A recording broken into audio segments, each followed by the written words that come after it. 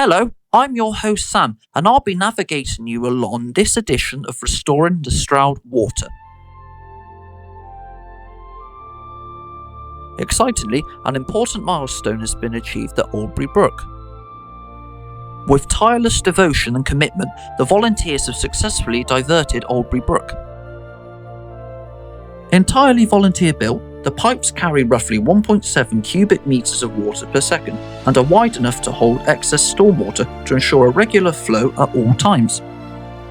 If they haven't already, the volunteers will lay riprap around the edges to help reduce erosion by breaking up the flow of water. As water passes over and between the rocks, it becomes more turbulent, which slows its velocity and disperses the energy. The disruption of laminar flow prevents scouring and helps maintain control over fast-moving streams or runoff.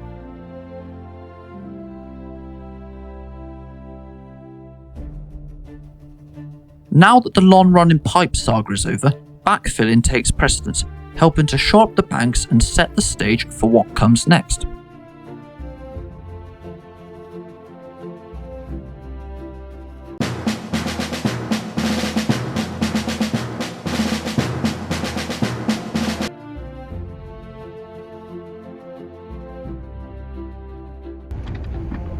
To cap off all of that hard work, the vaunted protective slab has been laid.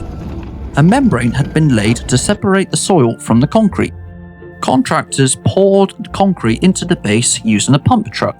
The casting of this slab now marks the first step in lining the canal for the eventual water flow. Once the backfilling is complete, then it will be one step closer to making the missing mile the live mile. At the viridescent Fromebridge meadows, the volunteers have carried on laying the new towpath. Withstanding the sweltering July heat, the volunteers continue driving stakes into the ground to demarcate the new towpath. The volunteers have a harder task with laying the towpath here compared to Oldbury Brook. They have to drive the stake through previous silt deposits and 1 foot of clay. Eventually, a towpath will run alongside the whole canal.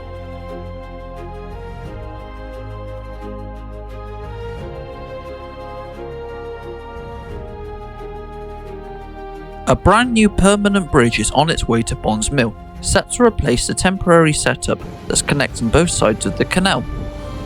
The new bridge was designed in Durham and is now in Merseyside where it's being assembled.